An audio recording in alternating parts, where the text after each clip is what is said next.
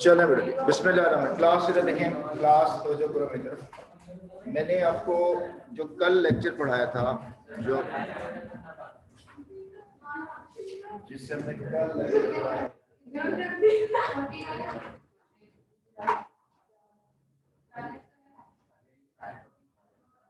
कल हमने क्लॉजेस के बारे में पढ़ा था, और क्लॉजेस के बारे में हम एक छोटी सी आपको एक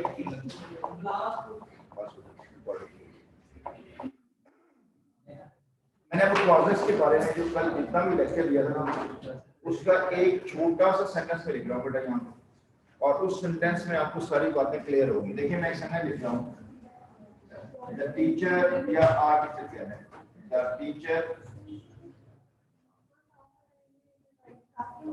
explains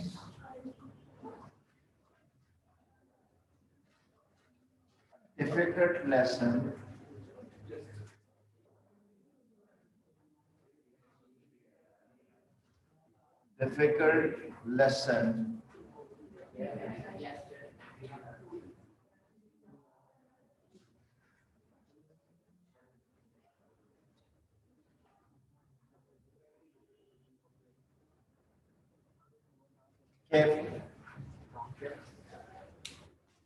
लिखा सुना सब लोगों लिखा कैसे?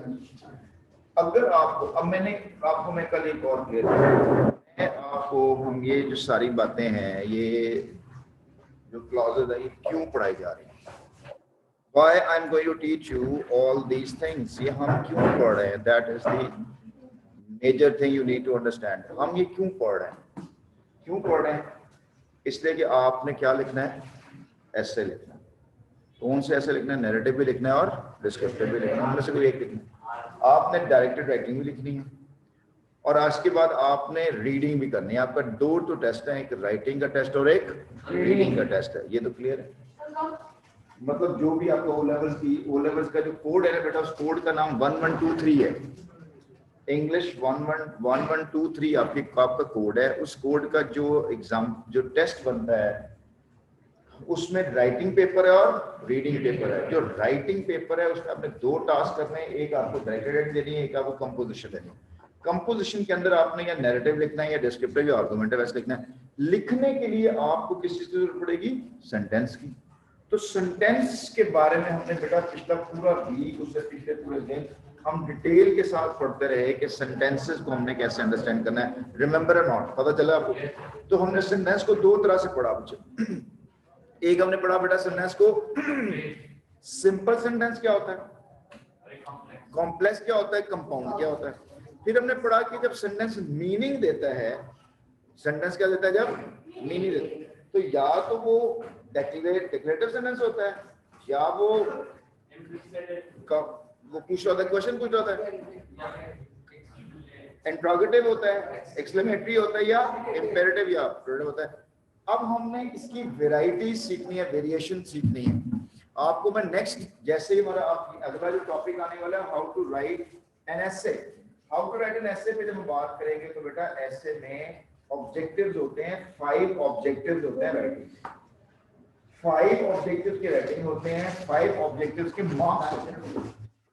कि इसके पास कहानी जो थी या कहने वाला वाक्य कितना अच्छा था, उसने उसको किस अंदाज से डिस्क्राइब किया, उसकी वैरायटी है, उसके अंदर वर्ड्स कैसे थे और वर्ड्स को एक्सप्रेस करने का तरीका कैसा था, वैरायटी कैसी थी। वैरायटी के लिए बेटा जी आपको ये सेंटेंस स्ट्रक्चर के बारे में पता होना चाहिए, ठीक है?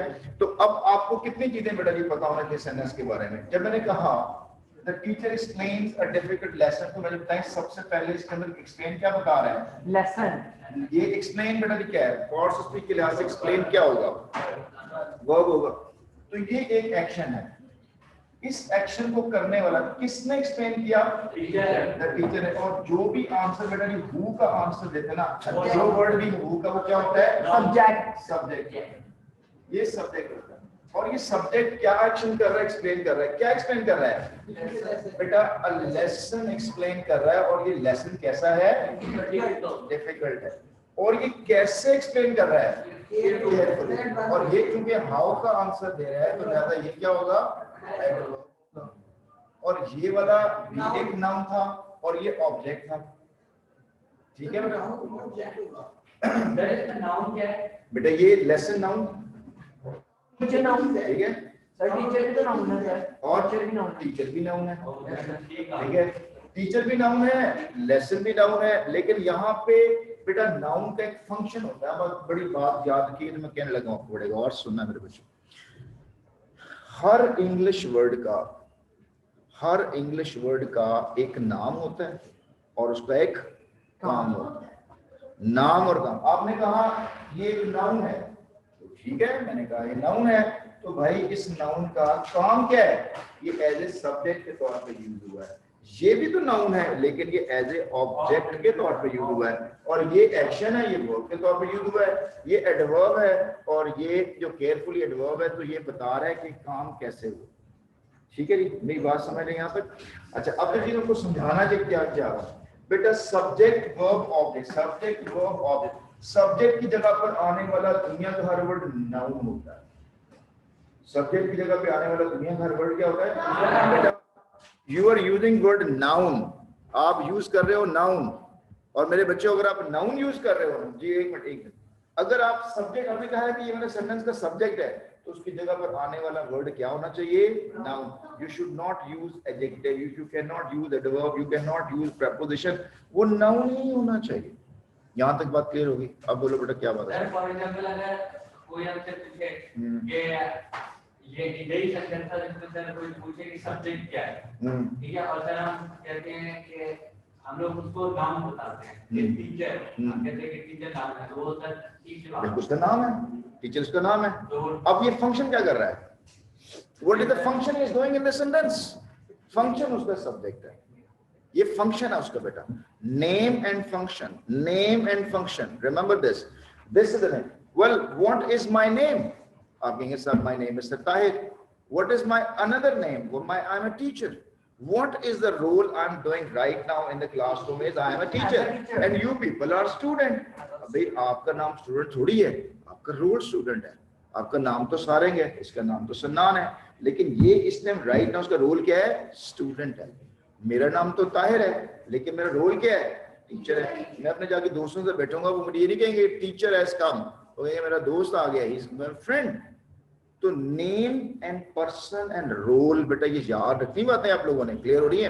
तो this is teacher is a noun and noun is being used as a subject. यहां तो बात क्लियर होगी मेरे पास? तो जो सब्जेक्ट की जगह पर नाउन आता है वो सब्जेक्टिव नाउन होते हैं, जो ऑब्जेक्ट की जगह पर यूज को ऑब्जेक्टिव नाउन कहते हैं। ठीक है, नाउन बेटा दुनिया के अंदर अनगिनत नाउन है, उनकी हम लिस्ट नहीं बना सकते थे। उनके रोल किनके नाम? सर यहाँ पे टीचर नाउन सब्जेक्ट की तरह इस्तेमाल हो रहा है, सर कोई और किसी मतलब कोई और एग्जांपल? बेटा देखो, एडवर्ब वर्ब को एक्सप्लेन करते हुए यूज होगा, ठीक है? वर्ब हमेशा वर्ब की जगह पे यूज होगा। एडजेक्टिव हमेशा नाउन को डिस्क्राइब करेगा। हर नाउन, हर वर्ड का बेटा जी एक नाम है, उसका फंक्शन है। हर सिर्फ नाउन का नहीं, हर वर्ड का एक नाम है और उसका एक फंक्शन है। ठीक है, अब हम मरीज बेटा देखते हैं इसको किस अंदाज से और आगे चल रहे हैं, जरा गौर कीजिएगा। सारा हमारा सिस्टम ही गड़बड़ हो गया। ले बेटा, the teacher explains a lesson carefully. अब आपको याद है मैं फ्रेजेस के बारे में पढ़ा था। वर्ड में फ्रेज में क्या फर्क होता है? वर्ड वन वर्ड होता है, फ्रेज ग्रुप ऑफ वर्ड्स होता है। अच्छा, वो जो ग्रुप ऑफ वर्ड होता है वो फ्रेज भी होता है और क्लॉज भी होता है। मैंने बेटा यहाँ यूज किया द टीचर। अगर मैं यहाँ पे यूज करता मिस्टर ताहिर, मिस्टर ताहिर, तो ये वन वर्ड है ना। अगर मैं सिर्फ ताहिर यूज करूँ तो वन वर्ड है। मिस्टर ताहिर कितने वर्ड हो गए? दो वर्ड हो गए। अगर मैं यूज करूँ द टीचर, ये भी दो वर्ड हो गए। तो मैं इसको नाउन कहूंगा या नाउन फ्रेज कहूंगा? Noun phrase. It's become a noun phrase. और अगर मैं यूं यूज कर दूं, मैं कहूं कि द नाइस टीचर, या मैं ये कह दूं कि द वाइज टीचर। अब मुझे बताएं कि द वाइज टीचर है जी, वर्ड कितने हो गए? तीन। तो क्या मैं इसको नाउन कहूंगा कि नाउन फ्रेज कहूंगा? अब ये नाउन फ्रेज हो गया। This become a noun phrase. अब ये नाउन फ्रेज हो गया।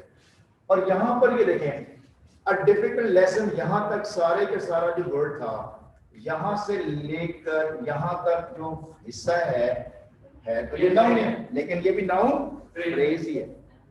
ये नाउन फ्रेज है। और ये जो केयरफुली के बारे में क्या ख्याल है? केयरफुली कितने कितने, एक वर्ड है, दो वर्ड है? एक है। अगर मैं इस केयरफुली की बजाय आपको यूं लिख दूं, विद ग्रेट केयर लिख दूं मैं यहाँ पे, विद ग्रेट, अगर मैं विद ग्रेट केयर लिख दूं बच्चों, तो कोई फर्क पड़ेगा मीनिंग में? कोई भी नहीं, इतना ही फर्क पड़ेगा कि ये एडवर्ब था तो ये क्या बनेगा? Adverb phrase.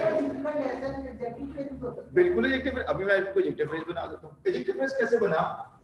ये इसमें बेटा एडजेक्टिव कौन सा हुआ? वाइस। इसमें एडजेक्टिव क्या है? डिफिकल्ट। तो मैं भी आपको एडजेक्टिव फ्रेज बना के दे रहा हूं। देखें, ओए बच्चों सुनो, सेंटेंस क्या था? टीचर एक्सप्लेन्स लेसन, ये सेंटेंस है। Teacher sir Tahir explains the lesson. मैंने कहा a great nice intelligent teacher explains a very difficult lesson carefully। बात तो वही थी, लेकिन सेंटेंस कैसे एक्सपेंड हुआ? ना मजेदार। यही चीज आपने सीखनी है बच्चों। This is called expression. ये एक्सप्रेशन है, इसको विवर्ड एक्सप्रेशन बनाता है। हाँ जी सर, ये जो ना ये है विद केयरफुली की जगह हम लोगों ने विद ग्रेट केयर एब्सोल्युटली लगाएंगे। और ये तो चीज सिखानी मैंने आपको, यही वैरायटी है, यही स्किल है जो मैं समझाने लगा हूं। द वाइस टीचर, अब मैं देखिए द वाइस टीचर लिखा ना, अब मैं लिखने लगा हूं द टीचर। अब देखिए बेटा चेंज कर लगा हूं। मैंने कहा the teacher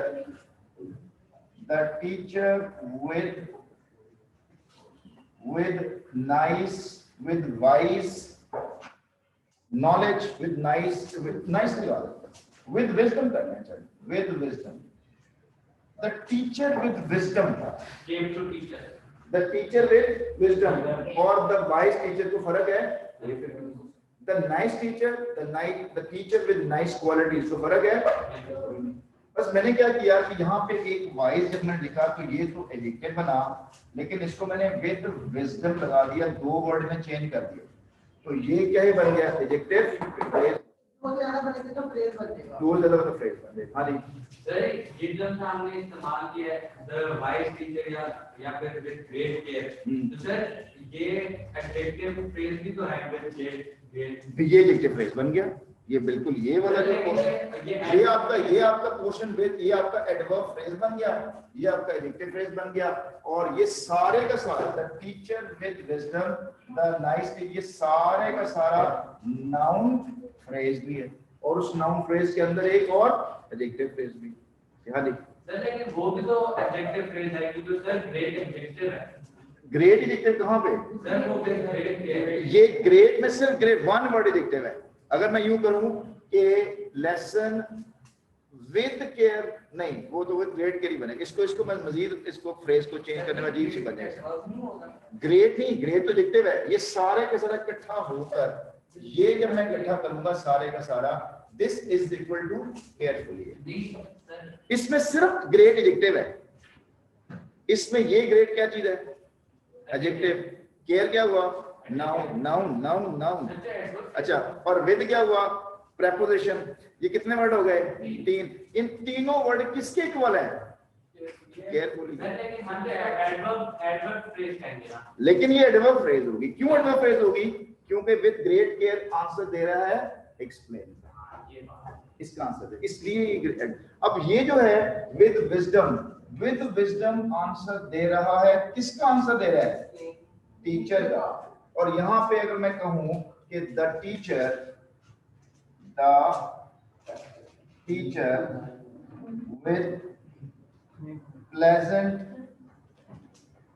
with pleasant habits या ट्रेड्स, तो मुझे बताओ बेटा कि विद प्लेजेंट हैबिट्स, सिर्फ इसको फोकस करना है। विद प्लेजेंट हैबिट्स है, ये किसकी बात हो रही है? टीचर की। और टीचर क्या चीज है? नाउन। तो जो चीज नाउन को डिस्क्राइब करती है उसको क्या बोलते हैं? एडजेक्टिव। तो यार अगर मैं यूं कह देता a pleasant teacher, if I say that a pleasant teacher, तो कोई फर्क था? मुझे क्या जरूरत कहने की थी? A teacher with pleasant qualities या क्वालिटी हैबिट्स। तो मैंने सिर्फ इतना किया कि बजाय वन एडजेक्टिव लगाने के मैंने कितने लगा दिए? एडजेक्टिव फ्रेज लगा दिए, एडजेक्टिव फ्रेज यूज कर दिया। फ्रेज बेटा जब भी दो से ज्यादा, एक से ज्यादा वर्ड हो जाएंगे ना, वो फ्रेज बन जाएगा। इसके अंदर आप चाहे दो वर्ड तो भी फ्रेज बन जाएगा। ठीक है, आप इसको 3 करते हैं, 4 कर दें बेटा, ये एडजेक्टिव सर हम फ्रेज। इसे तो कर सकते थे the teacher the present teacher with great habits. The pleasant teacher with great habits. अब आपने क्या किया, एक प्लेजेंट एडजेक्टिव भी लगा दिया और विद ग्रेट आपने एक एडजेक्टिव भी फिर एडजेक्टिव फ्रेज भी लगा दी। सर ये है तो ठीक, बिल्कुल ठीक है, और ये सर अच्छा है बिल्कुल जी। हाँ जी, अगर हम सब्जेक्ट पॉइंट पर देखें, सब्जेक्ट को सब्जेक्ट में कैसे लेके जाएंगे, जैसे a difficult lesson is explained by the teacher, है ना। तो पैसे में बन गए, ये तो समझाना भी आपको, पहले ये तो करवाना मैंने आपको। यहाँ तो बड़ी बात समझ लग रही है आप लोगों को। मैंने क्या आपको समझाने की कोशिश कर रहा हूँ बेटा, मैं आपको समझाने की कोशिश कर रहा हूँ। टीचर एक वर्ड था, मैंने दो टीचर लगा दिया, 2 वर्ड बना दिया, नाउन फ्रेज कर दिया। नाउन फ्रेज को मैंने एक एडजेक्टिव ऐड किया। एडजेक्टिव ऐड क्या किया, नाइस, वाइज, इंटेलिजेंट, प्लेजेंट, ये सारे क्या है, एडजेक्टिव है। तो एडजेक्टिव 1 वर्ड होगा कि एडजेक्टिव वर्ड होगा। और अगर मैं उसकी जगह पर ऐसे वर्ड ऐड करूं जो रहे तो एडजेक्टिव ही, लेकिन वर्ड एक से ज्यादा हो जाए, तो मैंने एक से ज्यादा वर्ड लगाने के लिए क्या लगाया, प्रेपोजिशन लगाया। और आगे से एक नाउन लगा दिया, विद विजडम। ये विजडम नाउन है बेटा, और ये कॉल हैबिट देखो नाउन है। ये मैंने 3 वर्ड ऐड कर दिए, मीनिंग वही रहा, मीनिंग नहीं चेंज हुआ, मीनिंग वही रहा, लेकिन इसका रोल चेंज हो गया। देखो मैं आपको बात कहता हूँ, विद होता है प्रेपोजिशन, नाउन तो होना चाहिए था एडजेक्टिव की जगह पर, सब्जेक्ट की जगह, लेकिन यहाँ पे ये जब 3 वर्ड इकट्ठे हुए हैं ना, ये तीनों मिलकर एडजेक्टिव की जगह पे यूज हो रहे हैं। अगर मैं कहता द नाइस टीचर, तो नाइस 1 वर्ड था। अब मैंने कहा the teacher with nice qualities, मैंने उसको एक्सपेंड कर दिया, मीनिंग सेम रही है, मीनिंग नहीं चेंज हुआ। तो the teacher with pleasant habits. अब देखें सेंटेंस कैसे बनेगा, कितना लेंथी हो जाएगा। The teacher with pleasant habits explains a very difficult lesson। इसको भी बेटा, ये डिफिकल्ट एडजेक्टिव है कि नहीं है, है। तो अगर ये एडजेक्टिव वर्ड है तो क्या फ्रेज में चेंज हो सकता है, करें चेंज, क्या होगा बोलें, डिफिकल्ट लेसन हो तो यही की वर्ड रहा, एडजेक्टिव को लेकर फ्रेज में कैसे चेंज करेंगे सर, लेसन हो गया, a lesson with lots of difficulty in it, a lesson with lots of difficulty in it, carefully, ठीक है।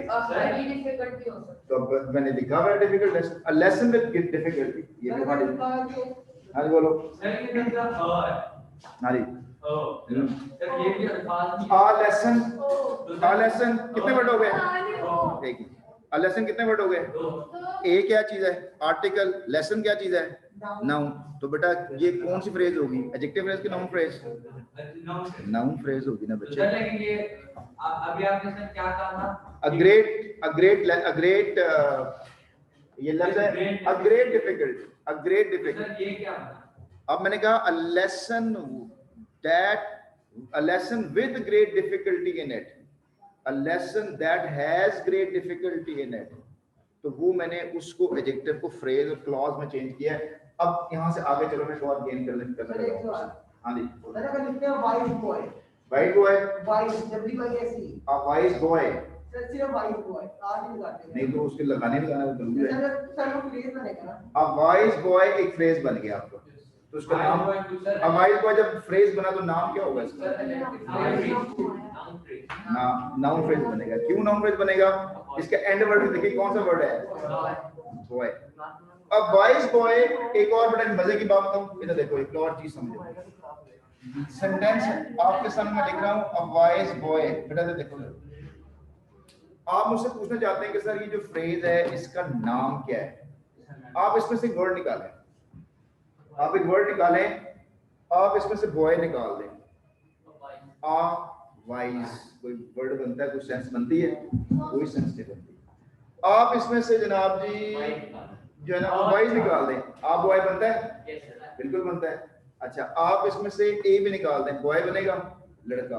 अच्छा, आप इसमें सिर्फ वाइज रहते हैं, वाइज वाइज वाइज, कोई सेंस नहीं। बेटा जिसका मीनिंग बन रहा हो ना वो ही फ्रेज होती है। ये अब वाइज, ये सारे ना ए भी और वाइज भी, ये सिर्फ बॉय के लिए यूज हो गए, इसलिए बॉय नाउन है और ये नाउन फ्रेज है। अब वाइज बॉय, अब इसमें नाउन फ्रेज के अंदर एडजेक्टिव फ्रेज ऐड कर सकता हूं। कैसे ऐड करूंगा, मैं लिखता हूं अ बॉय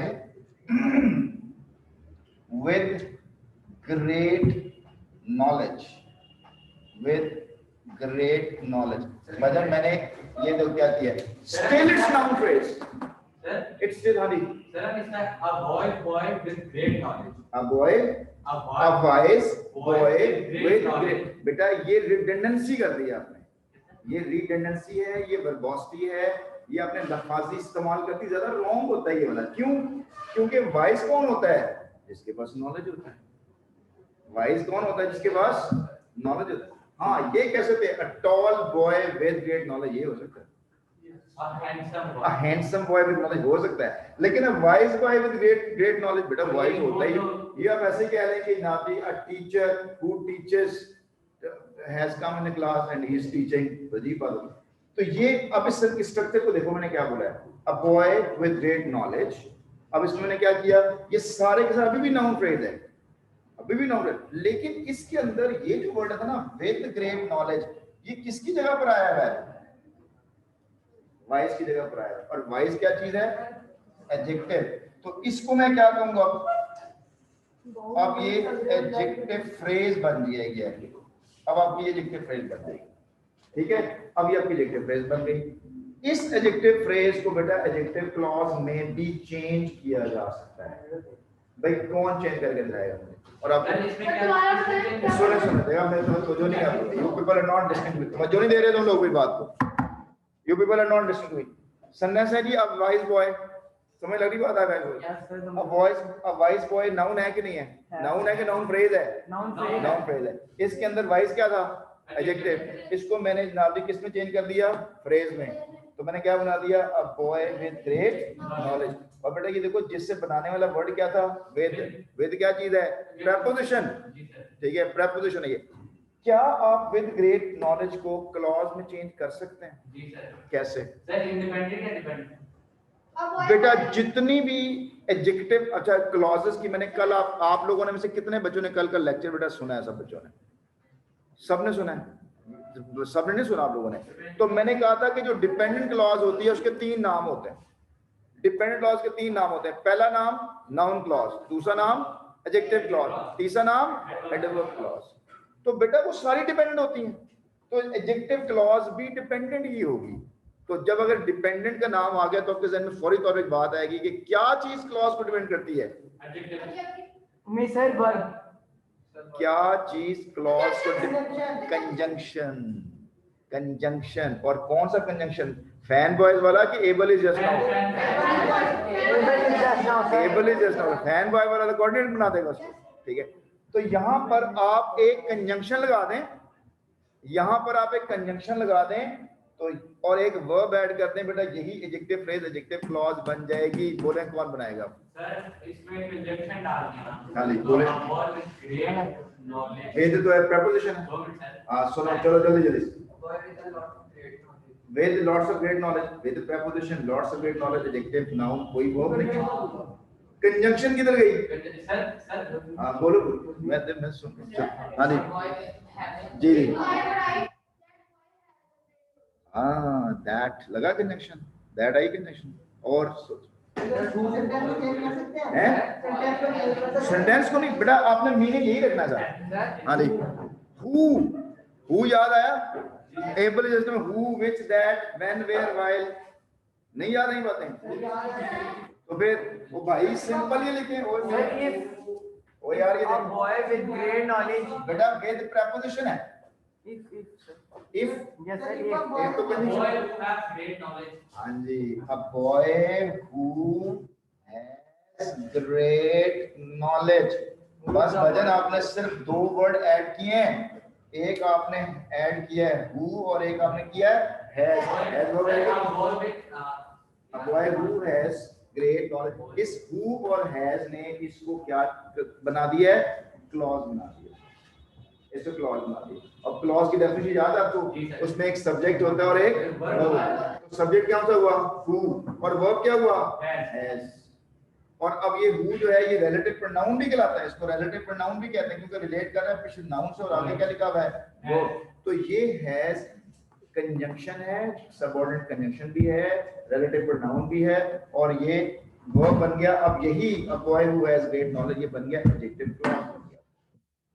अब सेंटेंस देखें, यहाँ पे दोबारा वापस आ गए, बड़े तो जो देखें, The teacher who has lots of knowledge explains a difficult lesson with great care. With great care. You got my point? वैसे वो जो आगे जो मर्जी कर रहे हैं आप इस सेंटेंस को मेरा बेटा यहां से लेकर यहां तक जा सकते हैं एक ही सेंटेंस के अंदर। ये स्किल मेरे बच्चों आपने सीखनी है, जितनी जल्दी सीख लेंगे उतनी जल्दी आपका एक्सप्रेशन बनेगा बच्चों, जिसको कहते हैं विवर्ड expression. This is how you will get that. अच्छा जल्दी जल्दी करें जरा, ये आपको आई होप सो कि you have got some idea. अच्छा पता नहीं वो जैसा भी है बेटा जल्दी से देखें जरा। अब आपने मुझे इसी स्ट्रक्चर के ऊपर, मेरा बच्चा ये एक स्ट्रक्चर था आपका, इस स्ट्रक्चर के ऊपर आप कितने सेंटेंस बना सकते हैं? 1 करोड़ 1 मिलियन स्क्वायर टू कितने सेंटेंस बन सकते हैं? ये वैरायटी है, ये इनोवेशन है बेटा। देखो सर सेंटेंस बन रहा है, सुनो सुनो सुनो सुनो। अ शार्प प्लेयर, गलती कर लो, a sharp player makes a quick plan, makes a quick plan, ठीक है, makes a quick plan. Sharp player makes a quick plan, cleverly कर लेते हैं। क्लेवरली बना सेंटेंस नहीं बना बच्चों? बन गया। बड़ा जल्दी जल्दी स्ट्रक्चर फॉलो करो जल्दी से। Who is the one who is making plan? Player. और वो प्लेयर कैसा है? एडजेक्टिव हुआ, नाउन बना, एक्शन क्या हुआ इसमें? मेक्स। अच्छा क्या बना रहा है वो? प्लान। और वो प्लान कैसा है? अगर मैं ये सारा कहूं अ क्विक प्लान तो ये नाउन फ्रेज बन रहा है, और a sharp player noun phrase बन रहा है, बन रहा है, ठीक है। और बेटा क्लियर क्लेवरली क्या है? एडवर्ब। इसको एडवर्ब फ्रेज बनाया जा सकता है। एडवर्ब फ्रेज क्या है? with clever attitude, with cleverness, ठीक है। अभी हम बड़े एडवर्ब में छेड़े, अब इसको समझ लें। अगर ये शार्प था तो क्या मैं इसको एडजेक्टिव फ्रेज में चेंज कर सकता हूँ? तो मुझे क्या करना है? मुझे बेटा सिर्फ प्रीपोजिशन लगाना है। A player with sharp mind, a player with sharp mind, ठीक है। अगर मैं ये लिख दूं a player with sharp mind, a player with sharp mind, ठीक है बेटा। एक मुझे बताओ मेरे बच्चों, a player with sharp mind में और a sharp player में कोई मीनिंग के लिए फर्क है? अरे सर ये हमने एडजेक्टिव फ्रेज बनाया ना, ये कौन सी फ्रेज बनी? ये विद शार्प माइंड। हाँ तो सर हम ये कह सकते हैं कि जब हमने एडजेक्टिव फ्रेज बनाना होता है तो हम जिस बंदे की फॉर एग्जांपल ये शार्प प्लेयर है, तो सर हम प्लेयर को शार्प कह रहे हैं, तो हम प्लेयर के अंदर क्या शार्प है जो उसके शार्प बना रहा है, माइंड जब उसको मेंशन करते हैं तो सर वो एडजेक्टिव फ्रेज बनता है। हां जो प्लेयर जो भैया ये विद शार्प माइंड, जो बिल्कुल ठीक, आप सही कह रहे हैं। अब आप देखें अगर मेरा ये एडजेक्टिव फ्रेज बना तो can I convert into adjective clause? Yes sir. मुझे क्या चीज चाहिए एडजेक्टिव क्लॉज बनाने के लिए? बेटा ये सुनो है बच्चों, ओए आप भी सुनो, एक बड़े काम की 1 करोड़ रुपए की बात बताने लगा हूं। A $1 million project telling you this. Whenever we need to make adjective phrase, we need preposition, and whenever we need to make adjective clause, we need conjunction. And what that conjunction is the function. Conjunction is a function. Conjunction is used to make clause, and preposition is used to make phrase. बात समझ लगी? मेरे साथ बोलना आप लोगों ने, मैंने क्या बोला है बेटा? ये क्या लगा है? प्रेपोजिशन। इसने इसको क्या बना दिया है? फ्रेज बनाया है इसको। और अगर मैं यहाँ पे कंजंक्शन लगाऊं तो मुझे क्या बनेगा? क्लॉज, डिपेंडेंट क्लॉज बनेगी। और डिपेंडेंट क्लॉज बनेगी क्योंकि इसका ताल्लुक प्लेयर के साथ है। प्लेयर नाउन है, जो चीज नाउन को डिफाइन करती है वो क्या होती है? एडजेक्टिव क्लॉज होती है। तो अपना बताओ क्या बनेगा? A player who has sharp mind, a player who possesses sharp attitude. ऐसे कर सकते हैं that player has a sharp mind. That player has a sharp mind. Sir dependent clause ना, वो डिपेंडेंट क्लॉज बन जाएगी, लेकिन इसका मीनिंग कुछ और चेंज हो। आपने जरूरी दैट लगाना है। आपने जरूरी वो दैट जो ना, आप देखें आपने जरूरी कंफ्यूज करना है। A player who possessive sharp mind makes a quick move, ठीक है। अब बेटा ये भी क्लॉज मैं आपको क्लॉज लिख के दे रहा हूं, यहाँ पे लिखें a player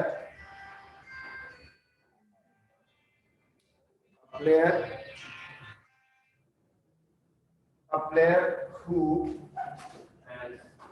अब देखो मैं हैज भी लगा सकता हूँ, possesses भी लगा सकता हूँ। A player who possesses क्यों possesses लगा है, सिंगुलर क्यों लगा है, क्योंकि ये प्लेयर है।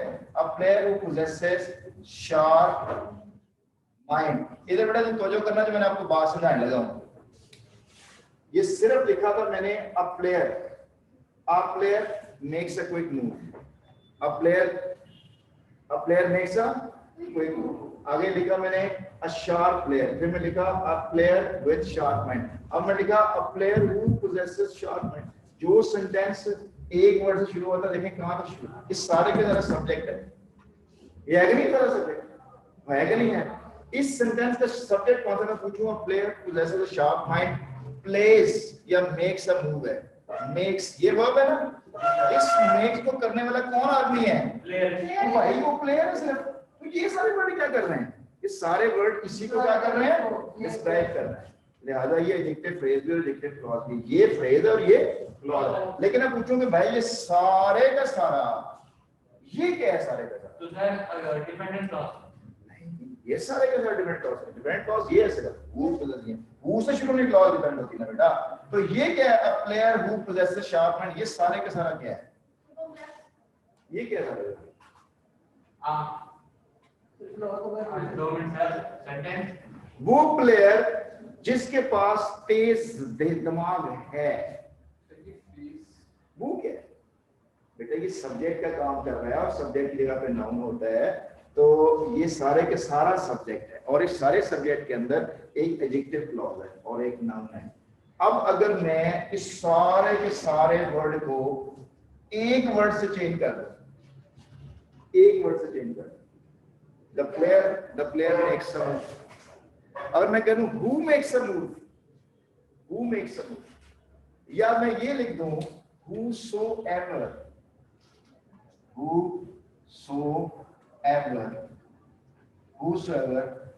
makes a move,